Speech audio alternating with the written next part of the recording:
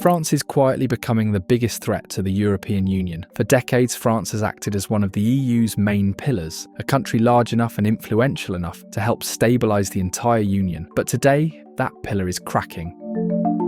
France just crossed a line it was never supposed to reach. More than 3.4 trillion euros, or $4 trillion, in debt, borrowing costs surging, and a government running its 51st straight deficit with no realistic plan to reverse course. Its political system is fracturing, its finances are deteriorating, and every attempt at reform triggers national paralysis.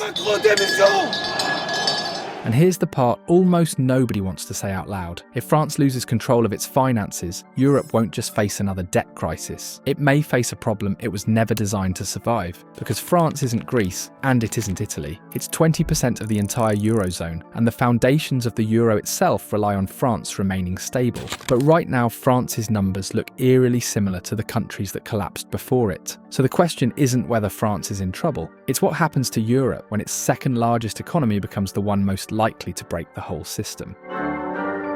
France's current crisis didn't appear out of nowhere. It isn't the result of one bad decision, one shock, or one government. It's the final stage of a model that has been drifting off course for half a century. Slowly at first, then faster, and now at a pace the country can no longer control. Ever since 1974, France has finished every single year in deficit, not one surplus. 51 years of spending more than it earns. And today, that gap isn't small. France overspends by roughly 160 billion euros a year, the equivalent of building an entirely new national rail system every single year purely on borrowed money. And the reason is simple. France built one of the most generous welfare states in the modern world, a system where the government pays for healthcare, education, unemployment support, and pensions on a scale unmatched by most developed countries. It became part of the national identity, a promise that the state would always step in, but that promise came with a price the economy couldn't sustain forever. As growth slowed and demographics began to shift, the costs rose sharply. Taxes were already among the highest in Europe, and raising them further risked political revolt. So governments did the one thing that avoided immediate backlash: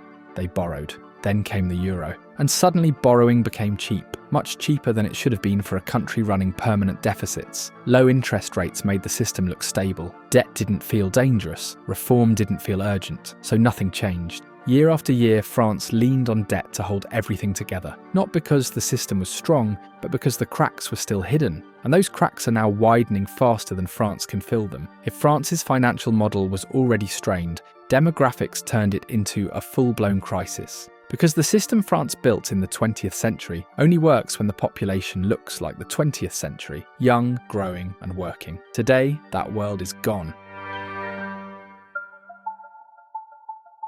In the 1970s, France had 5 workers for every retiree, 5 people paying into the system for everyone drawing from it. The balance held, the math worked, and the welfare state looked sustainable. But over the decades, that ratio collapsed. Today it's barely 3-1, and by 2050, it will approach 2-1. That means 20 million retirees, roughly the population of the Netherlands, all drawing pensions from a shrinking workforce, a point where the system simply cannot function without massive borrowing or painful cuts. In 1975, the average French person lived to 72. Today, it's 83. 11 extra years of pension payments the system was never designed to support. This shift hits France harder than almost any other EU country because of how its welfare state is designed. France now spends 14% of its entire economy on pensions alone, far above the European average. Pensions cost more than education, defence and transport combined. And retirees aren't just more numerous, they're also living much longer than the system was built for. The result is a structure where obligations grow every year, but the tax base shrinks. A smaller workforce has to support a larger retired population, and that workforce isn't growing fast enough or earning enough to cover the gap. This is the core of France's crisis. The promises made decades ago assumed a demographic reality that no longer exists. And instead of adapting the system to the new population, France has been borrowing to pretend the old one still works. A shrinking workforce would already put France under extreme financial pressure. But the deeper problem is this: the workers who remain are no longer generating the level of output the system depends on.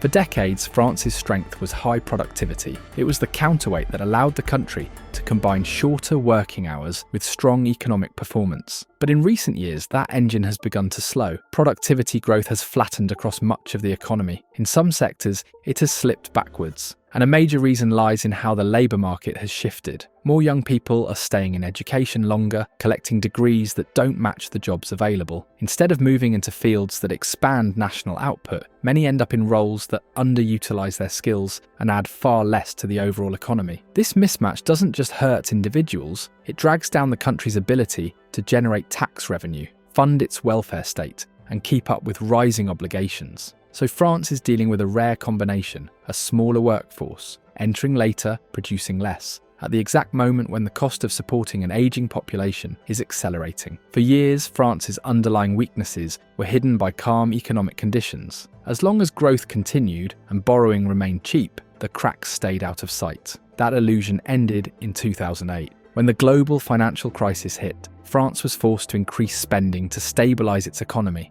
Tax revenues fell, unemployment rose, and suddenly millions of people who once paid into the system now relied on it for support. In just 2 years, France's debt jumped from around 60% to 80% of GDP. It was the first clear sign that the model was far more fragile than anyone wanted to admit. But unlike Greece or Spain, France avoided a bailout, and without external pressure, the urgency to reform faded. Cheap borrowing returned, and the government used it as a reason to postpone difficult decisions once again. Then the Eurozone crisis hit, and once again, the European Central Bank stepped in, lowering rates and absorbing pressure that should have forced structural change. France used the breathing room to borrow more, but the moment that exposed the true scale of the problem came in 2020. When COVID shut down the economy, France had no buffer left. The state intervened with furlough schemes, guarantees, and emergency spending worth hundreds of billions. France ultimately spent more than 300 billion euros shielding the economy during COVID, more than the country spends on its entire education system over 5 years. And when the smoke cleared, France's debt had surged past 110% of GDP, the highest level since World War II. From that moment on, the country wasn't managing its debt anymore, it was being consumed by it. Because if France can't stabilise itself, the question won't be how France survives. It will be whether the European Union can survive France. If France's financial problems were simply technical, they could be solved. But the real crisis, the one that makes everything else so dangerous, is political, because France is a country where almost any reform triggers a national confrontation. Nowhere is this clearer than in the debate over pensions. France's retirement age has been among the lowest in the developed world, even as the population ages and the pension bill climbs past 350 billion euros a year. Economists across the spectrum agree the system can't survive without change, yet every attempt to adjust it ends the same way. Mass protests, strikes, and a government pushed to the brink. In 2023, more than 3 million people marched in a single day to oppose raising the retirement age from 62 to 64, a reform still far below the standards of Germany, Italy, or the Netherlands. Transport shut down, public services stalled, and garbage piled up in the streets of Paris. Macron pushed the law through, using a constitutional mechanism designed for emergencies. Instead of calming the country, it detonated public anger. His approval ratings collapsed. The government narrowly survived a no-confidence vote, and Macron's party lost its majority, leaving Parliament fractured and unable to push through meaningful change. But this isn't a Macron problem. Every president before him faced the same revolt. Each time reforms were proposed, they were watered down, delayed, or abandoned entirely. France's political system is trapped. The reforms needed to stabilise the country are precisely the reforms no government can survive implementing. And so the crisis deepens, not because leaders don't see it coming, but because none of them can afford to act. For decades, France benefited from one crucial advantage. Investors believed French debt was safe. That belief is now fading. As deficits widened and political paralysis became impossible to ignore, France's borrowing cost began to rise for the first time in years. Investors started demanding higher returns, not because France was suddenly poor, but because the country no longer looked able to control its own trajectory. Credit rating agencies took notice. France has now been pushed down to its lowest rating in modern history, a signal that confidence is slipping across the financial world. And the deeper you look, the more unsettling the picture becomes. France's 10-year bond yields, the price it pays to borrow money, are now almost identical to Italy's, a country long seen as one of Europe's most fragile large economies. This is unprecedented. France was supposed to be in the same league as Germany, not Italy. But the comparison that worries investors most is another one entirely. In 2010, just before Greece's crisis exploded, its 10-year bonds were trading at around 3.3%, a level that looked stable right until it wasn't. Today, France is hovering near that exact same range. Back then, all it took was a slip in confidence for Greece's borrowing costs to spiral out of control, locking the country out of markets within months. France is far larger, far more important, and far more integrated into the Eurozone. But the warning signs are disturbingly familiar. France's crisis would already be severe if it only affected France. But it doesn't. It reaches deep into the foundations of the European Union and threatens the stability of the euro itself. France is 20% of the entire Eurozone economy. If it loses access to financial markets, Europe faces a problem unlike anything in its history, because France is not Greece. It's not Portugal or Ireland or even Italy. Those countries were small enough to rescue. France isn't. A bailout to stabilise France could easily require over 1.5 trillion euros, more than the combined rescue packages of Greece, Ireland and Portugal, multiplied several times over, an amount that countries like Germany, the Netherlands, Austria and Finland would never approve without triggering massive political backlash at home. And even if they did approve it, the consequences would be explosive, because the moment France receives that kind of support, Italy and Spain will demand the same treatment.